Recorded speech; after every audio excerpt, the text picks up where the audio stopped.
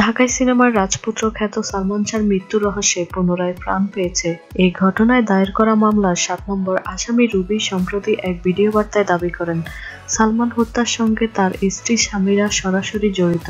এরপর গত বুধবার একটি ছবি সামাজিক যোগাযোগের মাধ্যম ফেসবুকে ভাইরাল হয়। অনেকে দাবি করেন এটি খল অভিনেতা ডনের সঙ্গে সামিরার ছবি। এই নিয়ে সামিরা বা ডনের পক্ষ থেকে কোনো ধরনের মন্তব্য পাওয়া যাচ্ছিল না। অবশেষে সেই ছবিটি নিয়ে সামিরা সরাসরি মুখ খুললেন। তিনি জানালেন এই ছবিটি তার নয়। এই নিয়ে সামিরা বলেন, এটা আশা ভালোবাসা নামে একটি সিনেমার শুটিং চলাকালীন তোলা। ডনের সঙ্গে যে মেয়েটিকে ওই ছবিতে দেখা যাচ্ছে ওই মেয়ে আমি নই, ওটা নায়িকা সাবরিনার সঙ্গে ডনের ছবি। ওই ছবিটা সালমান ভেন্টিলেটরের ফাঁক দিয়ে তুলে ডনের সঙ্গে শয়তানি করে। এরপর ডন ওই ছবি নেওয়ার জন্য সালমানের পেছনে ৩ দিন ঘুরেছিল। আর আমার পাশে ডনের সঙ্গে যে ছবিটা দেখা যাচ্ছে সেটি সালমান নিজেই তোলে। সালমান ভক্তদের উদ্দেশ্যে সামিরা বলে, দেখুন সালমান শাহ সম্পর্কে আপনাদের ইমোশন আমি বুঝি, শ্রদ্ধাও করি।